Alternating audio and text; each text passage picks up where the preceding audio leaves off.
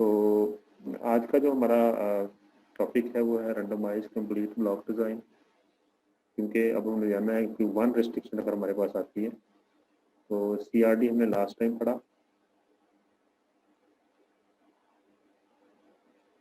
और आज हम बात करेंगे, हम जो डिज़ाइन पढ़ने जा रहे हैं उसको RBD भी बोलते हैं, आर या उसको RCBD। RBD means randomise block design. randomized block design।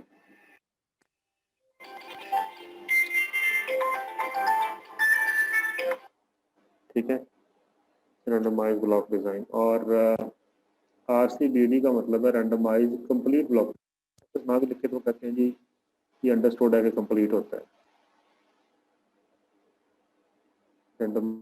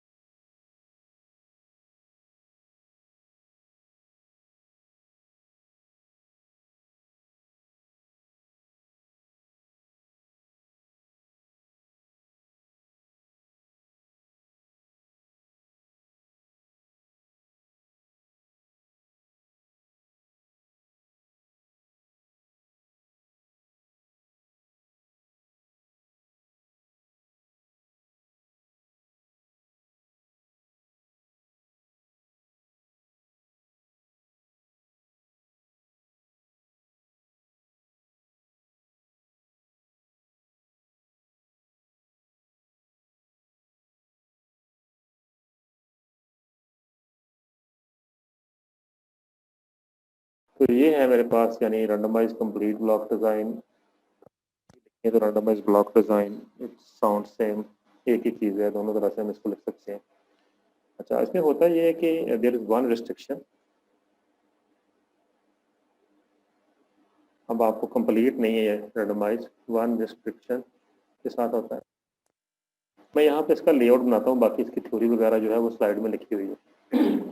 ठीक है, मैं आपको स्लाइड जो दे रखी है ना, ये स्लाइड मैंने आपको दे रखी है, यहाँ से आप इसको पढ़ सकते हैं थोड़ा बहुत कि ब्लॉकिंग होती क्या है, कैसे हमने इसको करना है। ठीक है, मैं इसकी थोड़ा सा इसका लेआउट बनाता हूँ। आज जो हमने एग्जाम्पल करनी ना, उसको मद्देनजर रखते हुए मैं इसका लेआउट बना रहा हूँ। अच्छा, हमारे पास suppose we have 6 statements to test. अब देखें लेआउट जो है वो सारी बात है, को प्लान जब बनाना शुरू करना है हमने, तो there should have been some parameters for that. Number one is 6 statements, and we want to repeat it 4 times, right? Or yeah, 4 times. Let me just see it. Yes, 4 times. Repeat each statement 4 times. So it means that you would need 24 experimental units. अब ऐसी बात, ये बातें last time हो चुकी हैं कि आपने 6 ट्रीटमेंट्स टेस्ट करनी है और आपने 4 रेपिटेशन रखनी है, तो how many experimental units you need, तो आप उनको मल्टीप्लाई कर दें अगर, get the total number of experimental units which are needed, which are required to carry out your experiment. And now जो अगली बात आती है कि आर दे होमोजीनियस, क्या ये हमारे पास जो एक्सपेरिमेंटल मटेरियल है क्या ये होमोजीनियस है। अब चलेंगे हम वहां से ही। yes, so if the answer is yes, we would go for CRD, जो कि लास्ट टाइम हमने कर लिया। अब क्या हमने पूछा homogeneous, no doubt I am talking about experimental units. Are the experimental units homogeneous? If yes, go for CRD. If your answer is no, No means that all 24 experimental units are not homogeneous. Then we will try to make, अब देखिए पूरा वो material homogeneous नहीं है, तो हमारी कोशिश होगी कि उसके अंदर कोई होमोजीनियस ग्रुप अगर हम बना तो उसमें हमारा फायदा हो जाएगा। Try to make homogeneous groups of total experimental material, जो टोटल आपका है एक्सपेरिमेंटल फील्ड, उसके ग्रुप बन सकते हैं अगर। अच्छा, यहाँ पर एक दो चीज़ें और फर्ज कर लें तो कंसेप्ट क्लियर हो जाएगा कि क्या हम बात कर रहे हैं, होमोजेनिटी कहाँ नहीं आती। अब 1 मिनट के लिए आप ये फर्ज कर लें कि we are talking about experiment है, उसके अंदर जो फर्टिलिटी है, सॉइल फर्टिलिटी सपोज, ये मैंने ग्रीन पेंसिल से लिखा सॉइल फर्टिलिटी।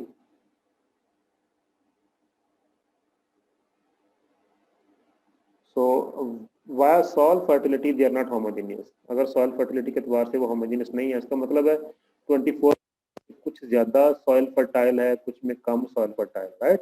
ये बात अंडरस्टैंड, इसका मतलब होमोजेनियस नहीं है। अगर तो सॉइल फर्टिलिटी के एतबार से वो सारे होमोजेनियस हैं तो फिर तो मसला नहीं है, आप CRD लगा देंगे। अब ये कि वो सॉइल फर्टिलिटी के एतबार से होमोजेनियस नहीं है, अगर नहीं है तो हम कोशिश करेंगे कि 24 में से अगर ग्रुप बना लें हम, राइट, ग्रुप बना लें इस तरह के कि जो सॉइल फर्टिलिटी, यानी हम चाह रहे हैं कि ऐसे ग्रुप बन जाएं जिसमें हम कह सकेंगे यार ये ग्रुप जो है ये हाई फर्टिलिटी वाले प्लॉट हैं, ये ग्रुप जो है ये मीडियम वाले हैं, ये ग्रुप जो है ये हाई लो वाले हैं। इस तरह अगर हमारा सीन बन जाए तो हम जाएगा और हम एक नए डिज़ाइन की तरफ मूव कर जाएंगे, ठीक है। For doing that let us just assume that okay let us just assume that this is our experimental field। अब देखें लास्ट टाइम भी हमने ऐसे ही बनाई थी, अज्यूम किया था, उसके बाद हमने स्टार्ट किया था। और मैं कहता हूँ कि इस साइड पर लो फर्टिलिटी है, जस्ट फॉर यानी मैं एक चीज़ एक्सप्लेन करना चाह रहा हूँ, मैं फर्स्ट कर लिया कि इस साइड पे लो फर्टिलिटी है, जैसे जैसे आप इधर को मूव करते हैं, इधर को मूव करते हैं, तो इस साइड पे हाई फर्टिलिटी है प्लॉट के। ये मुझे पता है, प्रायर इन्फॉर्मेशन है, मैंने एक एक्सपेरिमेंट पहले वहाँ रन किया है, मुझे उससे पता चल गया, या मुझे किसी और ने वहाँ एक्सपेरिमेंट रन किया है तो वहाँ पता चल गया मुझे कि ये लो टू हाई फर्टिलिटी की तरफ हम जा रहे हैं, राइट। तो अब एक चीज़ देखें, मुझे पता चल गया कि ये सारा प्लॉट जो है ये होमोजीनियस तो नहीं है, तो होमोजीनियस नहीं है, हाई लो का पता भी चल गया। अब देखें यहाँ पर जो फर्टिलिटी लेफ्ट टू राइट, और हम इसको कहेंगे ये जो वेरिएबिलिटी है, ये जो वेरिएशन है सॉइल में। अच्छा, आपके पेपर के ऊपर इस वक्त आपको वेरिएशन नजर आ रही है, ये हॉरिजॉन्टल वेरिएशन है, horizontal. So if the variation is horizontal, we will try to make groups vertical groups, like हम इसको ऐसे अगर कर लें,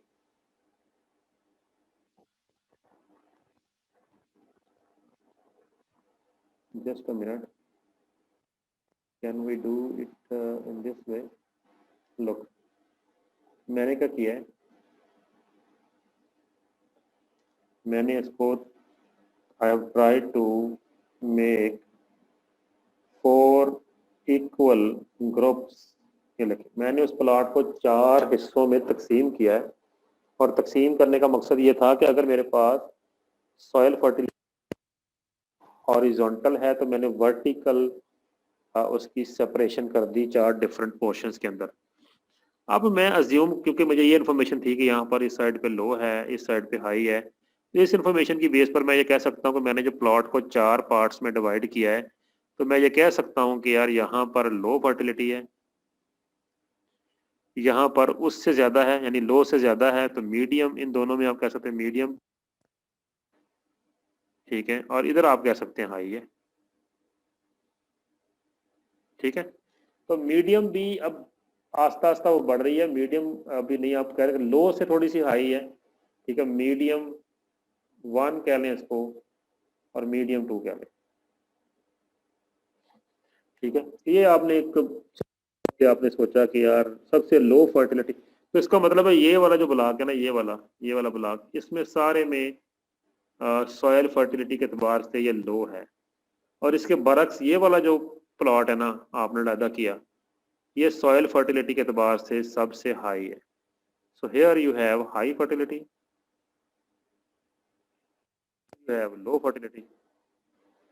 तो ये आपने ग्रुपिंग अब कर ली है, लाइक वो आपने ग्रुप बना लिया। अब देखें ये पहला ग्रुप है ना, उस सारे के अंदर वो लो फर्टिलिटी, इसका मतलब वो अंदर के अंदर वो होमोजीनियस है, यानी ये वाला प्लॉट सारा जो है, मैंने जो इसको लाइनें लगाई हैं, it is homogeneous inside, inside it is homogeneous group, it is another homogeneous group inside, लेकिन ये दोनों ग्रुप आपस में heterogeneous. So block, we will call them blocks. Block with low fertility and block with high fertility are heterogeneous among themselves, whereas block with low fertility is homogeneous inside and block with high fertility is also homogeneous inside. तो ये है concept of blocking, concept of dividing your experiment into different homogeneous groups, जैसा कि मैंने अभी किया। तो and one homogeneous group will be called as one block. So right now I will call them block 1, block 2, block 3, block 4. So I have 4 blocks, each with different soil fertility, one with low, one with high, and one with just better than low, and one with some more fertility, right? तो इसका मतलब है कि I have 4 blocks now. यहाँ तक अगर किसी बच्चे का क्वेश्चन है तो I will take it, ताकि यहाँ तक क्लियर कर दूं मैं कि जी सॉयल फर्टिलिटी के एतबार से।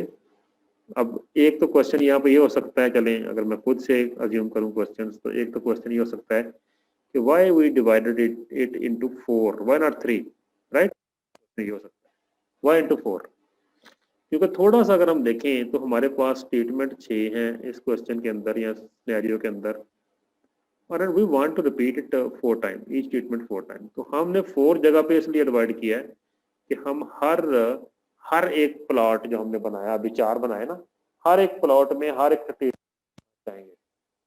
हम चाहेंगे ट्रीटमेंट 1 जो है प्लॉट 1 में भी जाए, ट्रीटमेंट 1 जो है प्लॉट 2 में भी जाए, ट्रीटमेंट 3 जो है प्लॉट इस तरह, ट्रीटमेंट 1 जो है प्लॉट 1, प्लॉट 2, प्लॉट 3, प्लॉट 4 सब में आनी चाहिए।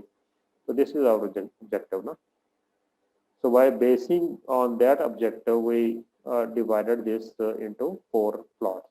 अगर हमने 3 करनी थी replication, तो we would to have 3 parts of this, ताकि हम एक पार्ट में पहली ट्रीटमेंट को पहले पार्ट में भी लगाएं, पहली ट्रीटमेंट को दूसरे में भी लगाएं, पहली को तीसरे में भी लगाएं। बेसिकली हम यहाँ पे जस्टिफाई करना चाहते हैं आपकी जो हर ट्रीटमेंट वो लो फर्टिलिटी में भी जाएगी, वो हाई में भी जाएगी, ताकि ट्रीटमेंट का फर्क नजर आए, फर्टिलिटी का फर्क नजर ना आए। तो ये है सिनेरियो। अब आगे अगला काम, उसकी लेआउट के लिए हमारे पास 6 ट्रीटमेंट हैं, तो मैं इनके कोई नाम रख लूंगा। लेट्स से मैं कहता हूँ जी ABCD है। For simplicity I write their names as this CDE and F। चलें 6 हो गए पूरे। अब मेरे पास 6 ट्रीटमेंट्स हैं और मैंने उसको 4 दफ़ा करना है, और मेरे पास ब्लॉक टू ब्लॉक जाऊंगा मैं, यानी पहले इन 6 ट्रीटमेंट को ब्लॉक 1 में, फिर 6 को ब्लॉक 2 में, फिर 6 को ब्लॉक 3 में, और फिर 6 को ब्लॉक 4 में। कुछ इस तरह करके मैं रेपिटेशन करूंगा। तो इसका मतलब है कि मैं कुछ इस तरह करूंगा।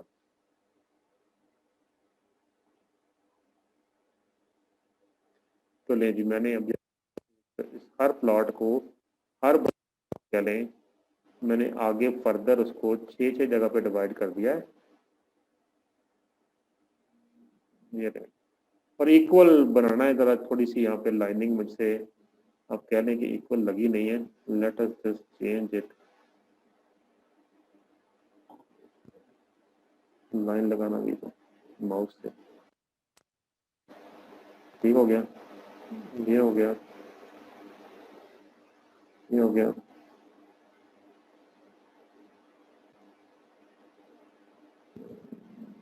ये हो गया, और ये चलो जी। Suppose they are equal in size, right, हमने इसको इक्वल साइज के अंदर डिस्ट्रीब्यूट कर लेना है। 6 जगह पे किया हमने, तो हमने ब्लॉक 1 पर देखें, मैं अगर इसको नंबरिंग कर दूं 1 2 3 4 5 6, राइट, ये मैंने 6 नंबरिंग कर दी ब्लॉक 1 के अंदर। So I have 6 plots in block 1। Why 6? because I have 6 treatments, so therefore I have divided them into 6 parts. And why 4 block? Because I want to replicate my treatments 4 times, so better to have 4 blocks, right? तो अब 1 2 3 4 5 6 पर आपने treatment देनी है randomly, और ये treatment आप याद रखें, यहाँ पर अभी हम सिर्फ पहले ब्लॉक की बात करें और यही इसके अंदर रिस्ट्रिक्शन है। We will go block by block, right. हम पहले ब्लॉक की बात कर रहे हैं, पहले उस पर रहेंगे, फिर उसके बाद दूसरे ब्लॉक में जाएंगे, फिर तीसरे में जाएंगे, फिर चौथे में जाएंगे। तो पहले ब्लॉक के लिए हमारे पास ये 6 स्लिप हम डाल लेते हैं। मेक स्लिप्स, और 6 स्लिप पर आप क्या राइट करेंगे? Definitely ABCD। तो आपके पास 6 स्लिप आ गई हैं, आपने ऐसे करके उनको 6 स्लिप के ऊपर A B equal in size slip, ताकि कोई डिस्टिंग्विश ना हो, D E और ये F। ले जी, फर्ज करें आपने 6 स्लिप्स डाल ली हैं। अब इनमें से एक आप रैंडमली पिक करेंगे, इनको मिक्स करके, तो वही तरीका है, रैंडमाइजेशन है, रैंडमाइजेशन है। But here randomization is separate randomization, rather separate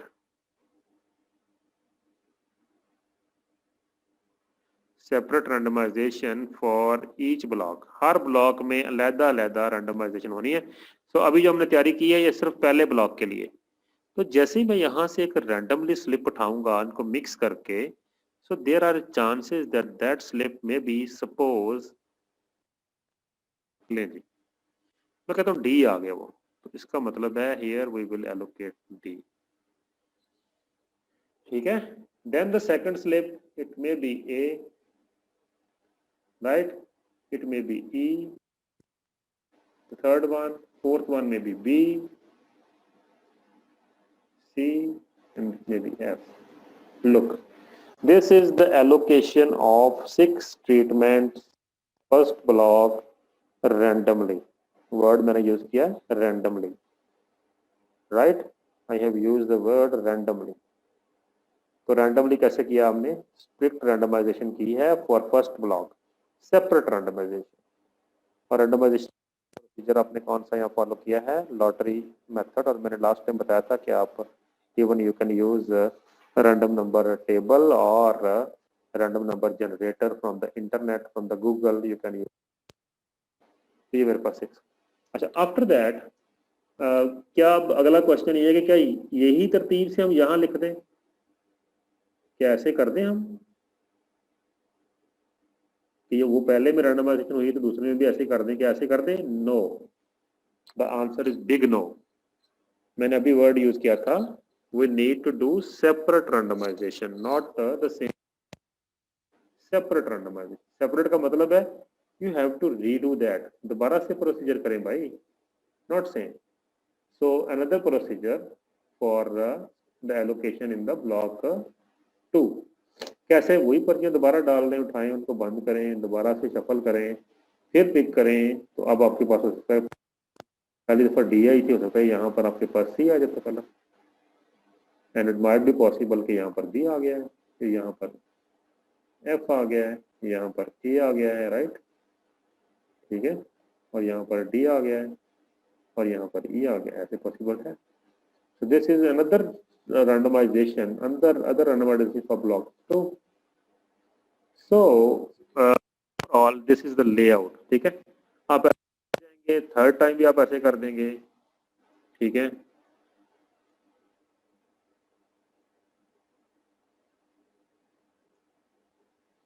ये ले, आपने थर्ड टाइम किया, फोर्थ टाइम आपने किया,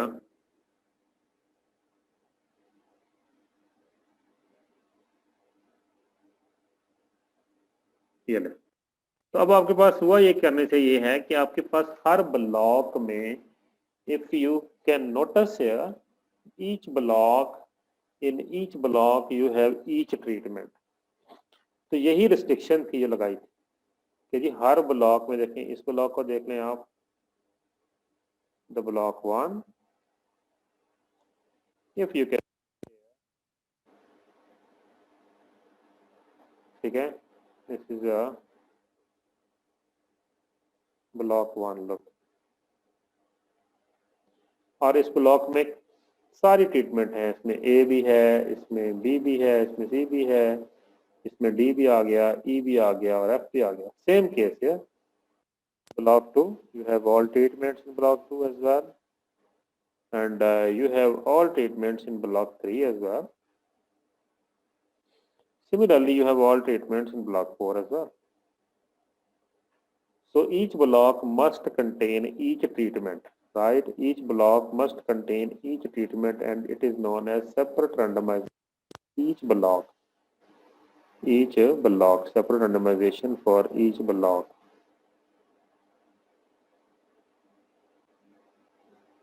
हर ब्लॉक में सेपरेट रैंडमाइजेशन कर दी गई। ठीक हो गया। अब ये जो लेआउट बन गया है, this is the layout of RCBD having 6 treatments and different blocks. And if we are going to make an sketch in ANOVA table for that, how would it look like? ANOVA table.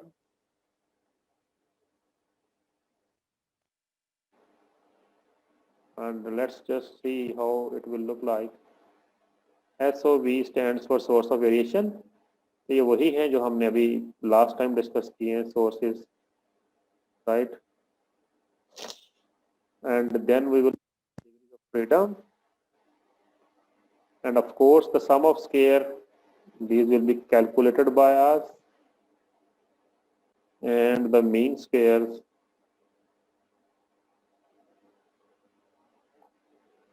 and the F statistics, right? So the source of variation, here we have two sources. One is block,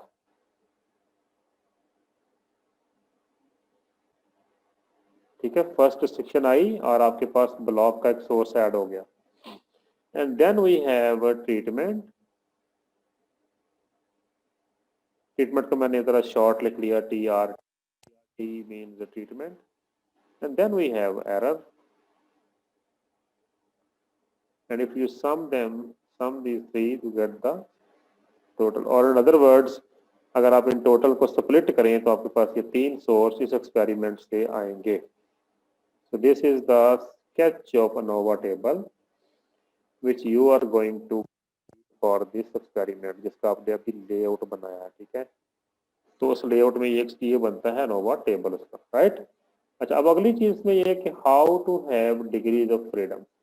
degree of freedom कैसे लिखेंगे? तो अभी आपने देखा यहाँ पर number of blocks कितने थे, नंबर ऑफ ब्लॉक्स कितने थे आपके पास, 4। अब देखे ना, रेपिटेशन का मतलब है, अब ये रेपिटेशन जो ये बन गई ब्लॉक, क्योंकि हर ब्लॉक में आपने एक ट्रीटमेंट को रिपीट किया ना। So here you will call blocks is equal to 4, treatment is equal to 6. So if there are 4 blocks, it means the degrees of freedom for blocks is 3. 4 minus 1.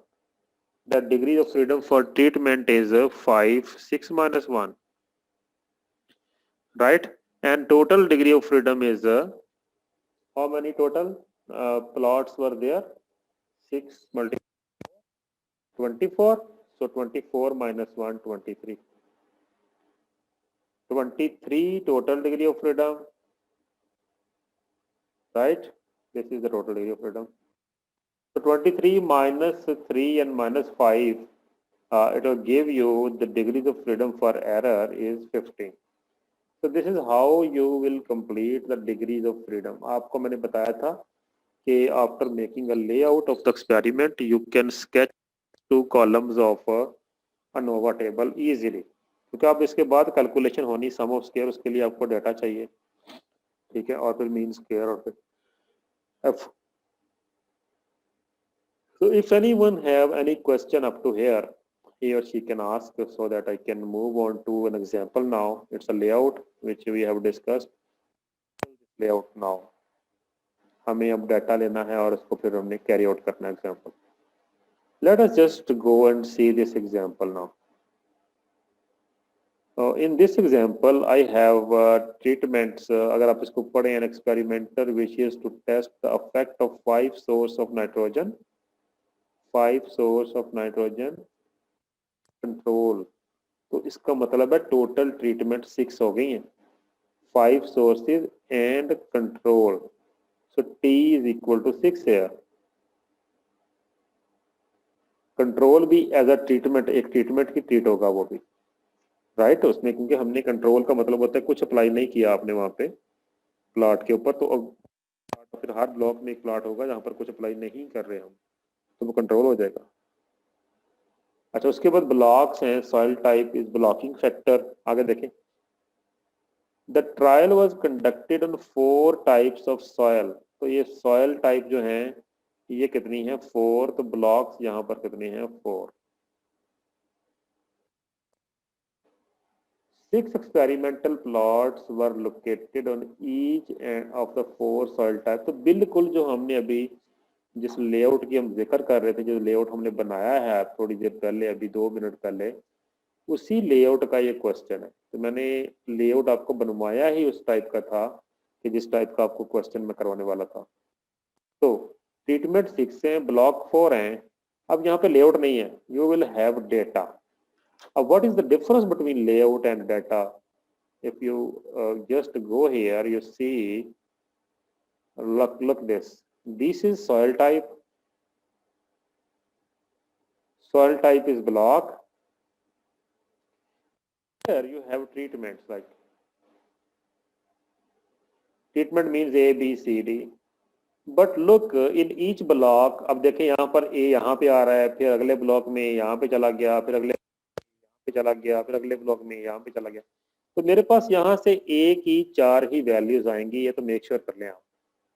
लेकिन वो तरतीब उनकी सेम नहीं है. Layout में तरतीब सेम होगी भी नहीं, क्योंकि layout is random thing, right. But later on we can shuffle it and we can make it, इसकी हम इसको सीक्वेंस कर सकते हैं वैल्यूज को. एनालिसिस, ठीक है, एनालिसिस करने से पहले हम वैल्यूज को, डाटा वैल्यूज को हम सीक्वेंस में ला सकते हैं, क्योंकि एक्सपेरिमेंट रन हो चुका है, लेआउट बन चुका था, एक्सपेरिमेंट रन हो चुका, डाटा आ गया है, तो उस डाटा को हम फिर अरेंजमेंट में ला के उसको लिख सकते हैं. So this is an example of how you can write the same data in an arranged form. Look, arranged form में डाटा मैंने लिखा.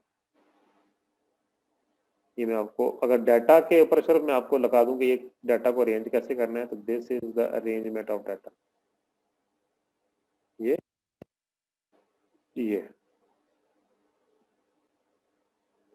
this is the, by the way, this is the arranged data, right? Arranged data.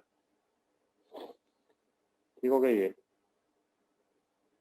अब इसमें अगर आप देखें तो ये ब्लॉक 1 है, 2 है, ये ब्लॉक 3 है, ये ब्लॉक 4 है, और इधर आपके पास स्टेटमेंट है. आप इनको अगर आपको इनको अभी में हमने किया था एक्सपेरिमेंट, तो हमने इनको नाम दे लिए थे A B C D E F. तो हमने कहा था A to F है, लेकिन उसके ओरिजिनल नाम, क्योंकि वो नाइट्रोजन के उन्होंने वगैरह हैं, नाइट्रोजन है ट्रीटमेंट उनकी, तो नाइट्रोजन के डिफरेंट उन्होंने फॉर्मेट यूज किए, 3 4 5, और एक उन्होंने कहा कंट्रोल है, वो भी हमारी ट्रीटमेंट होगी. तो ये इस तरह उन्होंने नाम यूज कर लिए.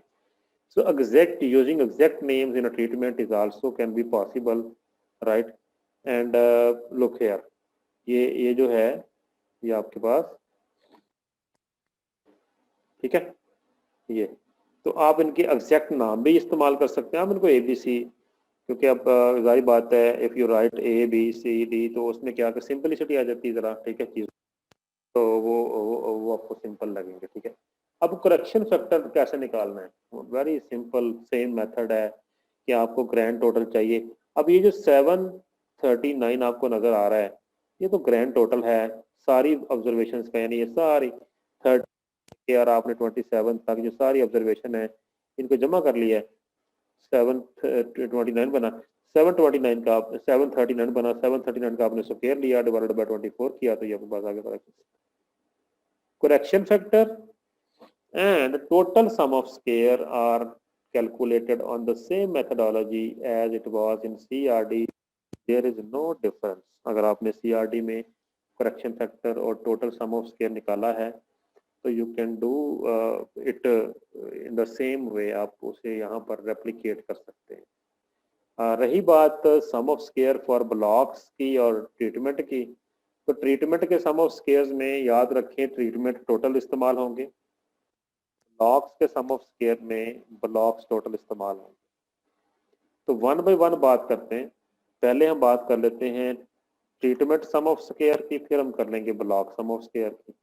तो मैं ज़रा अगर इसको थोड़ा जूम करूं, आपकी पिक्चर क्यों नज़र आ रही है आपको इस वक्त, तो मैं let us just talk about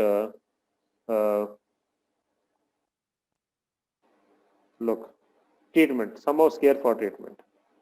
अच्छा हुआ क्या है, सम ऑफ कितनी ट्रीटमेंट है आपके पास, A B C D E F 6 हैं, उनके टोटल कहाँ पड़े हुए हैं ये देखें, 144 129 117 124 123 102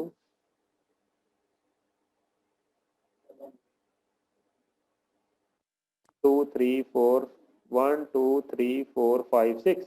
तो आपने क्या करना है, आपने इन सारी ट्रीटमेंट्स को A B C D E F को इनकी टोटल को स्क्वायर किया, देखें यहाँ पे ये 144 स्क्वायर 129 स्क्वायर और फिर कहाँ तक किया है 102 तक। तो ऑल 6 टोटल्स ऑफ ट्रीटमेंट जिसे बोलते हैं हम ट्रीटमेंट टोटल्स का स्क्वायर किया, उनको ऐड किया डिवाइडेड बाय 4 कर दिया। ठीक है, 4 पे क्यों किया, क्योंकि ईच ट्रीटमेंट जो है वो उसकी रेप्लिकेशन जब वो 4 जगह पे थी 32 35 42 35, जब इसको जमा किया तो फिर जाके बना था 144।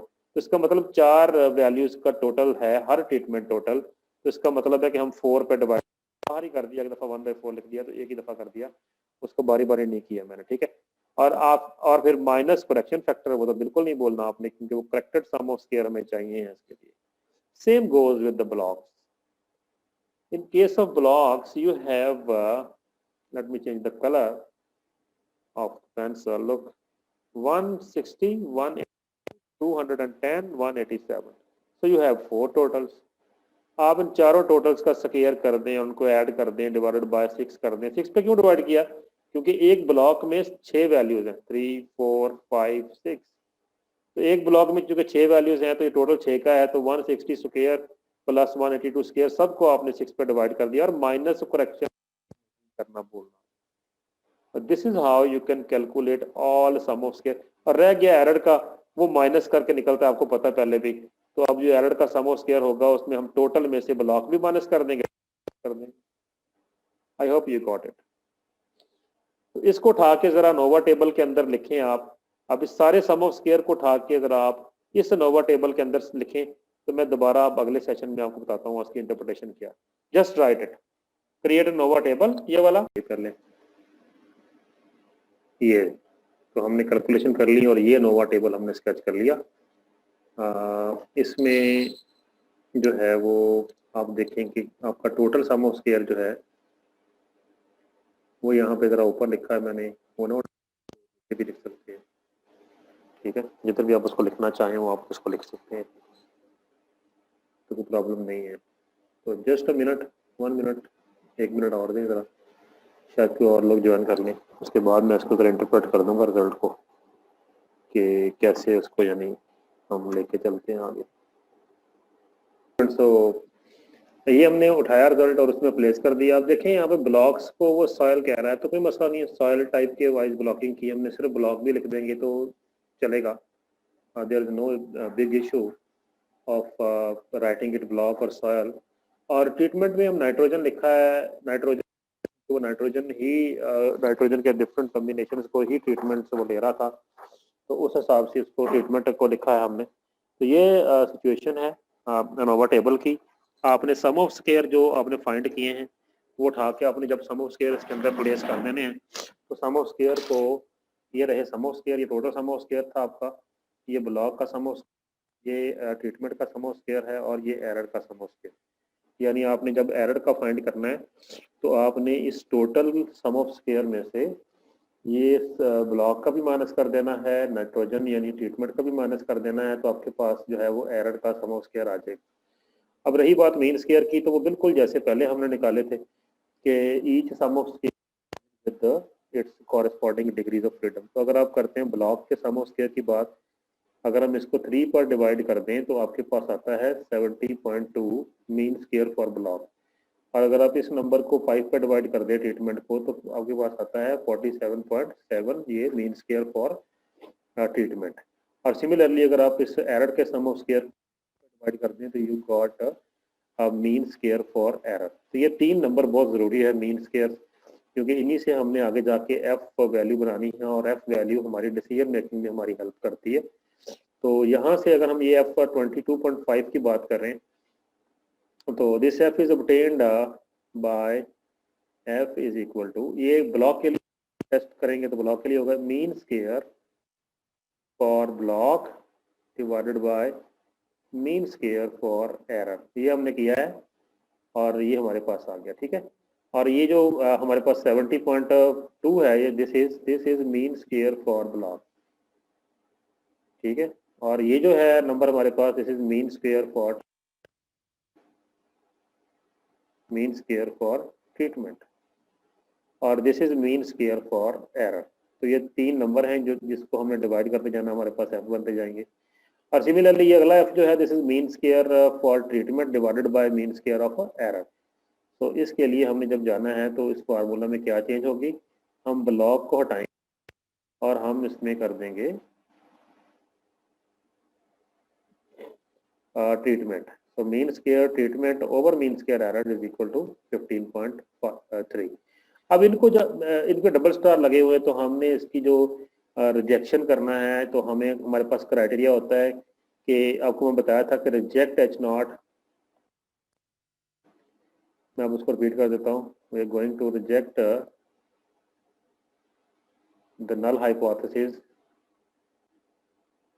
इफ, अब क्या है, अगर हमारे पास जो कैलकुलेट वैल्यू की है अपनी एफ की, if the calculated value of f is greater than the table value। अब टेबल वैल्यू में क्या है, अल्फा, और पर अगर हम ब्लॉक के लिए, अगर हम इसके लिए कर रहे हैं, let's say we are doing for this one now, तो इसमें हमारे पास ब्लॉक 3 है और एरर की डिग्री 5 है। तो यहाँ पर हमारे पास टेबल वैल्यू जो हम देखेंगे, लेट अस गो, और टेबल वैल्यू 5% पर आप देखेंगे 3 और 15 के लिए, यानी ये हमारे पास टेबल है, ठीक है। और ये डिग्री फ्रीडम हमारे पास 3 है और ये डिग्री फ्रीडम हमारे पास 15 है। So we will compare mean square, sorry F ratio for blocks with this value 3.287। तो हम वहां जाते हैं, so this is definitely greater than which value 3. अभी दिखाया था आपको 3.287। तो ये है हमारे पास टेबल वैल्यू, ठीक है। तो कंपेयर बाद में कर लेंगे, this is the table value which we obtained। और दूसरी जो हम करेंगे ये वाला नाइट्रोजन या ट्रीटमेंट के लिए, इसके लिए हमारे पास डिग्री फ्रीडम है 5 और 15। ये टेबल वैल्यू आएगी वो 5 और 15 पर आएगी, ये 5 और वो 15 वैल्यू है 2.901। तो ये 2.901 ये रहा, ठीक है, और 3.287। तो दोनों वैल्यूज देखें, ये टेबल वैल्यूज जो हैं दोनों, ये टेबल एफ टेबल और कैलकुलेटेड। अगर कैलकुलेटेड वैल्यू टेबल वैल्यू से बड़ी है तो इसका मतलब ये हुआ जी सीधा सीधा कि हम रिजेक्ट कर देंगे नल हाइपोथेसिस को। एक ही हमारे पास रूल होता है एफ टेस्ट के अंदर, so here we will reject the null hypothesis, right? We will reject the null hypothesis both cases में। अब null hypothesis में क्या होता है, null hypothesis में होता है कि सारे मीन बराबर हैं। तो हमारे पास जो 6 ट्रीटमेंट थी उनके मीन बराबर हैं, ये null hypothesis है। ये मेरे पास null hypothesis है, let me just write it, the null hypothesis, जो कि रिजेक्ट हो गया है,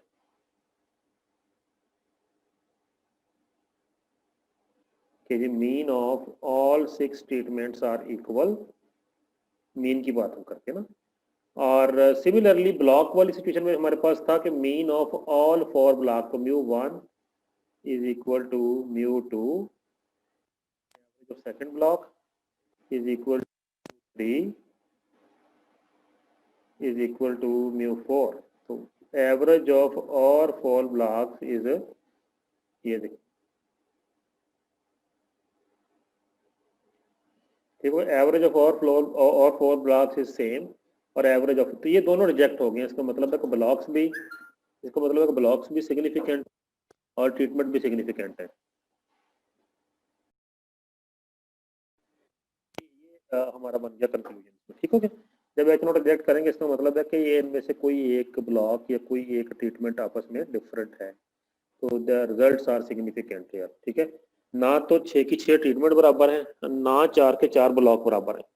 मैंने बताया था आपको लास्ट टाइम भी, फिर दोबारा बताता हूँ कि ब्लॉक अगर सिग्निफिकेंट आ जाए इसका मतलब है ब्लॉकिंग इफेक्ट। अगर यहाँ पर ब्लॉक की एफ रेशियो छोटी आती है और वो रिजल्ट सिग्निफिकेंट नहीं होता हमारे पास, तो इसका मतलब है ब्लॉकिंग इफेक्टिव नहीं थी, ब्लॉकिंग इज नॉट इफेक्टिव। अब यहाँ पे जो रिजल्ट हमारे पास आ रहे हैं it means blocking is effective. तो आगे चलते हैं, रिपोर्ट देखते हैं एनालिसिस देखिए। उसने कहा differences among source of nitrogen were highly significant. Highly का मतलब है हमारे पास जितनी एफ वैल्यू जितने मार्जिन से बड़ा हो। देखिए नाइट्रोजन की बात करें, एफ वैल्यू हमारा आया 15.3, टेबल का कितना था 2.9, तो मार्जिन बनता है ना 15.3 is far more greater than 2.9, तो ये मार्जिन से रिजेक्ट हुआ है, तो therefore it is highly significant. और उसने आगे बताया कि प्रोड्यूस हाईएस्ट मीन यील्ड। उसने बताया कौन सी 2 ट्रीटमेंट है जिनकी हाईएस्ट है, उसने मीन निकाल लिया ना उसका, ये 2 ट्रीटमेंट का मीन निकाला, NH4 और CO वाला। मैं दिखाता हूँ आपको, ये है NH4 ये और CO वाला। कहता है इन दोनों के हाईएस्ट मीन है, ये देखो CA वाला, सॉरी ये NH4 है और ये CA वाला है। कहता है इन दोनों के हाईएस्ट मीन, ये देखो ना, कहते हैं इन दोनों की हाईएस्ट मीन है, एक का 36 है एक का 31 है, तो सबसे हाईएस्ट इसका है, सेकंड बेस्ट ये है, सॉरी NH4 पे थर्ड है। तो उसने इसको रिपोर्ट लिख सकते हैं आपके, सबसे हाईएस्ट कौन सा है, सबसे लोएस्ट कौन सा है। सबसे लोएस्ट मीन ये कंट्रोल का, उसमें तो कुछ अप्लाई नहीं किया हमने। ठीक है, तो ये सिचुएशन। अच्छा उसके बाद फिर कहते हैं when was added the yield was this, तो इसका मतलब है ये कंट्रोल प्लाट की बात कर रहा है 25.35, तो ये इसकी बात कर 25.5। ठीक है, थोड़ा बहुत वो राउंडिंग का वहाँ पे है इशू। और ये अच्छा, blocking on soil type was effective as evidence by large F for block. अगर ब्लॉक का एफ लार्ज आएगा और वो रिजेक्ट होगा तो इसका मतलब small coefficient of variation for trial, इसका मतलब है सीवी भी स्मॉल है। तो अब यहाँ तक तो आप इसको कर सकते हैं और उसकी रिपोर्ट भी लिख सकते हैं थोड़ी बहुत 4-5 लाइन, और आपको रिजेक्ट हुआ एक्सेप्ट हुआ हाइपोथेसिस, तो ये चीज़ें आप यहाँ तक तो कैरी आउट कर सकते हैं। अच्छा आगे आता है रिलेटिव एफिशिएंसी, ये बड़ा इंपॉर्टेंट कॉन्सेप्ट है। तो ये फार्मूला है, इसमें सिर्फ आपको फार्मूला यूज करना है और मैं बता दूँ है क्या रिलेटिव। ये देखिए याद रखें, अगर तो रिलेटिव का मतलब है जब भी एफिशिएंसी की बात करते हैं वो रिलेटिव टू समथिंग होगी ना। अगर मैं रिलेटिव एफिशिएंसी की बात करता हूँ यहाँ पर, तो ये रैंडमाइज्ड ब्लॉक डिजाइन की होगी, किसके साथ होगी, सीआरडी के साथ। हम जारी बात है जो पहले डिजाइन पढ़ा है उसी से कंपेयर करेंगे ना। हमने देखना है यार कि कितने % हमने एफिशिएंसी गेन की, हमने एक डिजाइन चेंज किया है, क्या वो रिलेटिवली एफिशिएंट था या हम सीआरडी लगाते, तो ये हमने कंपेयर करना है। तो रिलेटिव एफिशिएंसी का अगर आंसर मेरे पास यहाँ 1 आ जाए, याद रखें इसका मतलब है 2 RCBD, यानी अगर ये चीज है तो इसका मतलब है आपके पास RBD सेम सिचुएशन में सेम डाटा पर और CRD ये बराबर रिजल्ट प्रोड्यूस करेंगे, कोई भी ज्यादा एफिशिएंट नहीं है। सो ये बेस लाइन है 1 की, relative efficiency 1 means RBD and CRD both are same in the same scenario, जो सिनेरियो चल रहा है उसके सेम। तो ये सूरत हाल है वहाँ पे। ठीक है,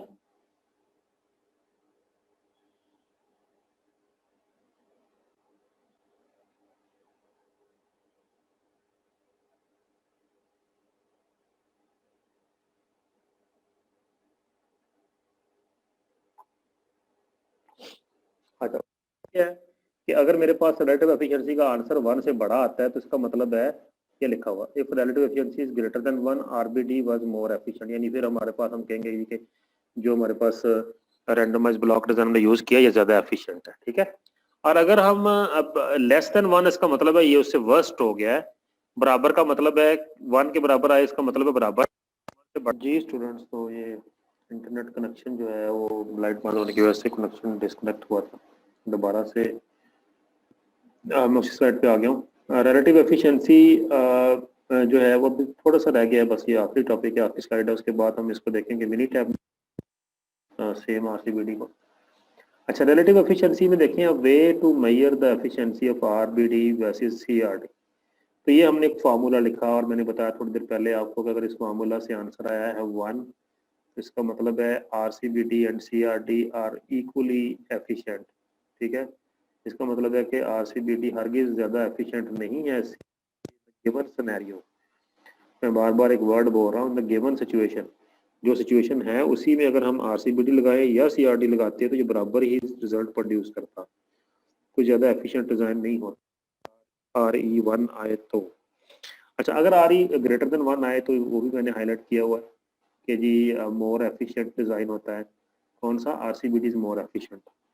अब कितना ज़्यादा एफिशिएंट, कितने परसेंट ज़्यादा एफिशिएंट, कितने परसेंट ज़्यादा इंक्रीज एफिशिएंसी के अंदर, वो कैलकुलेट करना है। तो ये RE-1 करें, 100 से मल्टीप्लाई करें तो आपको बता देगा कितने परसेंट इंक्रीज है एफिशिएंसी के अंदर।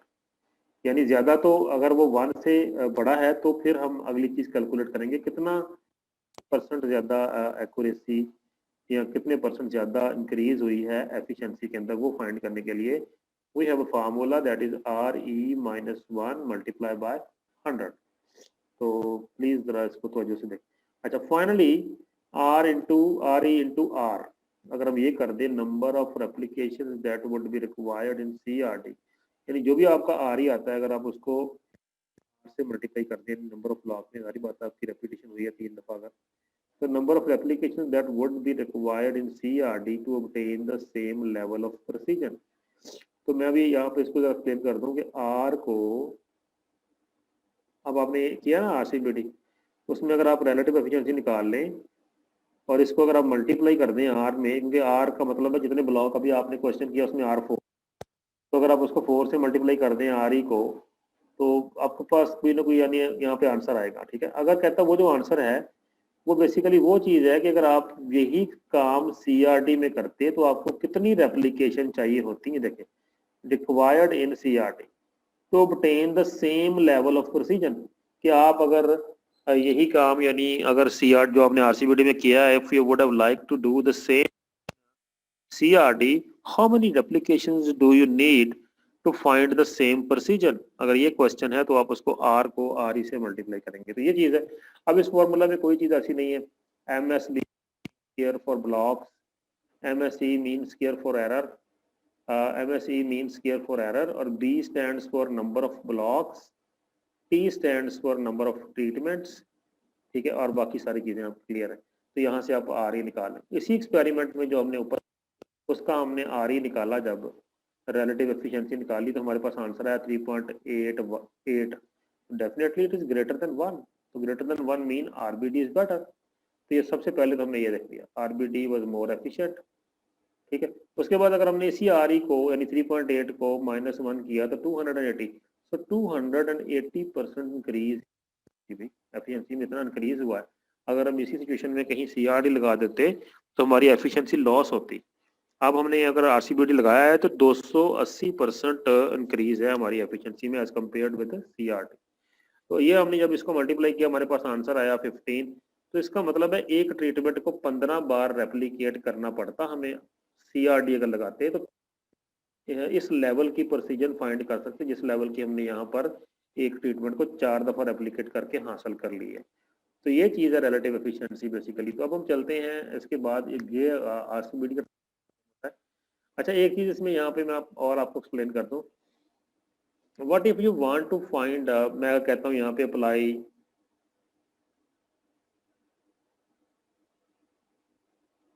अप्लाई तकी टेस्ट, आपने ये करना है एज एन एक्सरसाइज। आपका apply Tukey test to find significant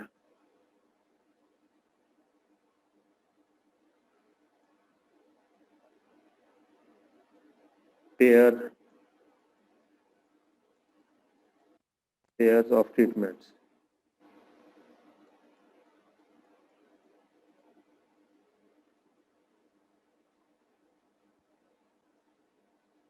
ये ठीक हो गया। Apply Tukey's test to find significant pair of, मैं कह रहा हूँ ट्रीटमेंट मीन्स के ऊपर आप तकी टेस्ट अप्लाई कर दें। तो ये तकी टेस्ट जो है ना, मैंने आपको लास्ट टाइम कराया mean come, it is not specific for any design. वो हम किसी भी जगह पर किसी भी डिजाइन के अंदर सेम फार्मूला से जा सकते हैं, तकी टेस्ट यूज कर सकते हैं। मैं आपको just let me show you, ये था आपका वो तकी टेस्ट का फार्मूला। अगर मैं आपको आपकी पिछली स्लाइड जो CRD की मैंने आपको दी हुई है, this is the formula, right, this is the formula. अब आपने अगर यहीं पर अप्लाई करना है वो टेस्ट, यानी आपके पास जो अभी हमने किया है, तो आप देखें मीन स्क्वायर एरर भी आपके पास है, ठीक है। दिस इज इक्वल टू, अभी मैं यहाँ से ले लूँगा टेबल से वैल्यू, ये mean square error is equal to 3.12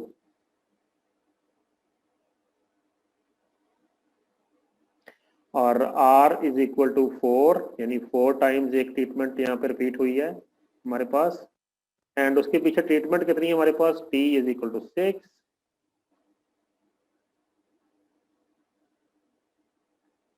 और डिग्री ऑफ फ्रीडम हमारे पास एरर की होती है, आपको पता है इसमें, इक्वल टू 15,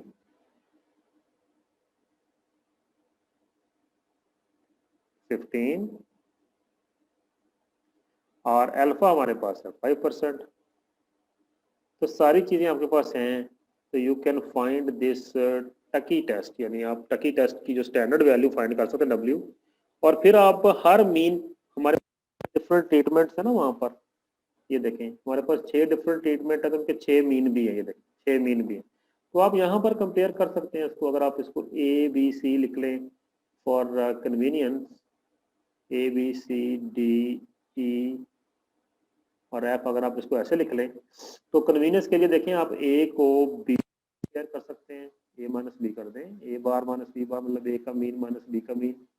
फिर आप A को C से कंपेयर कर सकते हैं, फिर आप A को D से कंपेयर कर सकते हैं, फिर आप A को E से कंपेयर कर सकते हैं, फिर आप A को F से कंपेयर। तो ये मीन पेयर वाइज कंपैरिजन आप बना सकते हैं यहाँ पर भी, ठीक है। ये they are same as it was in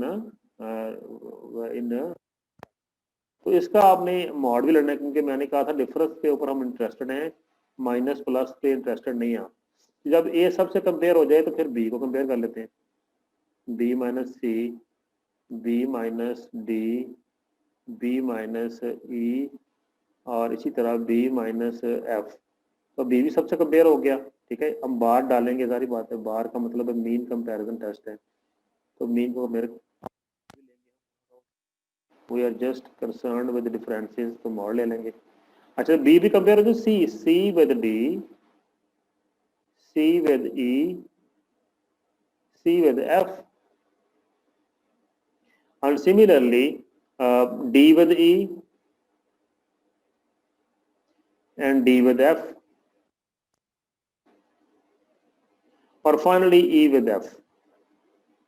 तो अगर हम काउंट करें कितने कंपैरिजन हमारे बन गए हैं, तो सबके ऊपर जारी बात है बार वगैरह डाल के आप उसका वो मॉड वगैरह तो ले लेंगे, ठीक है ना।